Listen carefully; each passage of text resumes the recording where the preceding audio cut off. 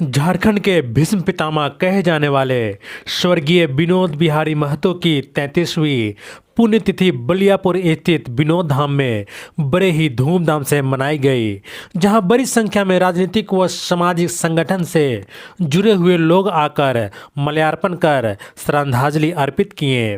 वहीं विनोद धाम में साप्ताहिक मेला व सांस्कृतिक कार्यक्रम के साथ साथ रंगारंग कार्यक्रम का भी आयोजन किया गया।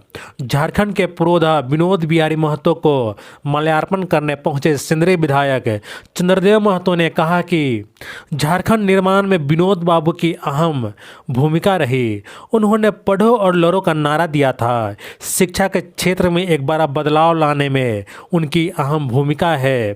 शोषण मुक्त झारखंड की परिकल्पना साकार करने की जिम्मेवारी हम सभी के ऊपर है। हमें एकजुट होकर भ्रष्टाचार के खिलाफ लड़कर झारखंड को शोषण मुक्त बनाना हमारी प्राथमिकता होगी। विनोद बाबू का झारखंड में जो देन है और उनका जो विचार रहा, झारखंड के परिप्रेक्ष्य में जो एक उनका दृष्टिकोण रहा, इन सारे चीज़ों तक को नौजवान छात्र नौजवान के साथ साथ आने वाले पीढ़ी तक लगातार पहुंचते रहे।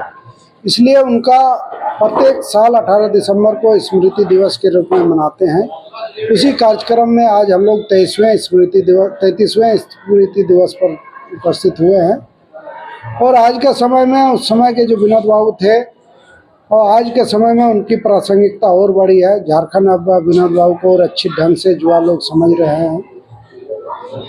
तो उनके बताए हुए में युवाओं को और आगे चलने की ज़रूरत है। उनका जो नारा था पढ़ो लिखो, उस नारे में अब पढ़ो लिखो के साथ साथ आगे बढ़ो का भी नारा जोड़ने का जरूरत है और इनमें युवाओं को हम लोग तैयार करना। विनोद बाबू जिस तरह का झारखंड को बनाना चाहते थे उस तरह का झारखंड बन नहीं पाया। क्या आपके विधायक बनने के बाद क्या उनका जो विचार था वो जन जन तक पहुँच पाएगा?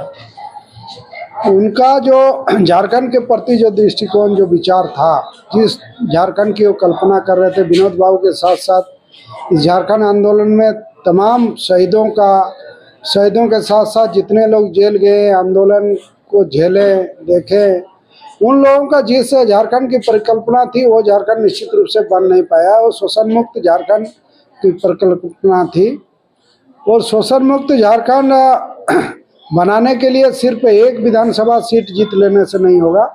ऐसे विचारधारा रखने वाले सारे सीटों पर इसको काबिज होने का ज़रूरत है। तो उस चीज़ को हम लोग प्रयास करेंगे कि आने वाला दिन जो लाल हरा का कारवां है, विनोद बाबू, ए.के. राय, शिबू सोरेन, इन लोगों का जो उस समय का संघर्ष था वो संघर्ष फिर से झारखंड में बने और झारखंड उनके परिकल्पना के अनुसार हम लोग बना पाए। इस दिशा में आने वाला समय बढ़ने का काम करें। आप लोगों की पार्टी मंत्रिमंडल से अलग क्यों हो गई? अभी तक का जो ही रहा, पहले हम लोग मासस किया करते थे। मासस के जब विधायक अरूप चटर्जी थे तो वो भी सरकार में थे, हेमंत सोरेन जी के जिसमें सरकार था समर्थन में थे। उस समय भी हम लोग मंत्रिमंडल में नकोनोई में गए थे। और बिहार में भी अभी कुछ दिन पहले जो सरकार थी उस समय यूपीए की सरकार, उसमें भी भाकपा माले शामिल थी, वहाँ भी सरकार में शामिल नहीं हुए। इसी कड़ी में झारखंड में भी 2 विधायक हैं और पार्टी का निर्णय है कि नहीं, अभी सरकार में हम लोग को नहीं जाना चाहिए और बहुत सारे मुद्दे हैं जिनको लेकर के हो सकता है सरकार से दबाव बनाने की ज़रूरत पड़ सके।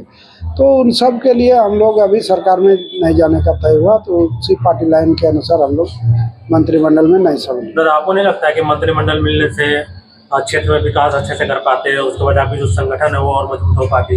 ये सवाल आप ही के पार्टी के कुछ कार्यकर्ता का कहना है कि गोलू से जो बात होती है विषय में चर्चा करें, क्या कहेंगे आप? कार्यकर्ताओं की सोच है, वो सोच रहे हैं कि शायद मंत्री बनने से बहुत तेजी से ही हो जाएगा। लेकिन एक चीज़ देखें, मंत्री यदि बनते हैं हम लोग तो जो विभाग मिलता है 1 या 2 विभाग पर ही हम लोग काम कर पाते हैं। अभी स्वतंत्र रूप से एक विधायक के रूप में सारे विभागों का काम अपने क्षेत्र में हम लोग कराने का प्रयास करेंगे। और पहले के कई उदाहरण है जो पहले पूर्व में मंत्री रहे, आज उसका हम लोग नाम नहीं सुन पाते हैं। अभी के वर्तमान युवा हो सकता है नाम नहीं जानते हैं। तो झारखंड बनने के बाद भी कई मंत्री बने। मंत्री बनने से संगठन का विकास नहीं होता। संगठन का विकास कार्यकर्ता और विचार के इससे समन्वित रूप से होता है। इस दिशा में हम लोग काम करेंगे, आगे बढ़ेंगे।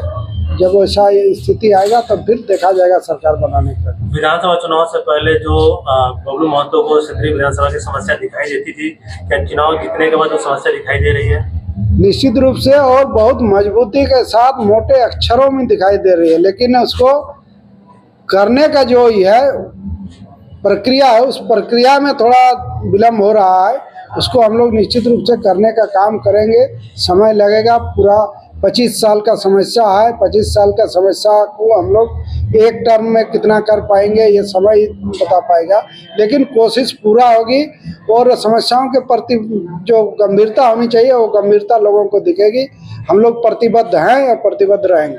सीजीएल का पेपर लीक होता है बार बार, इससे आपकी पार्टी की क्या भूमिका रहेगी इसमें, खासकर आपके विधायक? कोई भी परीक्षा का पेपर लीक के लिए सरकार ने जो नेट बंद करने का करके जो प्रयास किया, इसमें कुछ हद तक हुआ।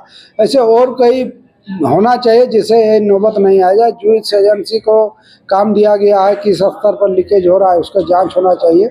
और जो आरोप लग रहा है, जो विवाद बताया जा रहा है, उस विवाद में सत्यता कितना है इसका जांच होना चाहिए। और इस सब में छात्रों के ऊपर जो हुआ वो नहीं होना चाहिए, वो निंदनीय है। ठोस एविडेंस होने के बावजूद भी जांच सीबीआई को क्यों नहीं दे रही है सरकार? ठोस एविडेंस जैसे पता चल पा रहा है वो एविडेंस उपलब्ध नहीं करा। जिस मोबाइल से वायरल हुआ वो मूल मोबाइल नहीं मिल पाया अभी तक। वो सब मिलने के बाद निश्चित रूप से सीबीआई जांच होगी। और सीजीएल के साथ साथ और एक परीक्षा महिला पर्यवेक्षक का हुआ था, वो भी सितंबर 2024 महीना में लिया गया था, जिसमें 15,000 लगभग परीक्षार्थी भाग लिए थे। सरकार निश्चित रूप से नियुक्ति के लिए गंभीर है, लोग को नौकरी देना चाहती है।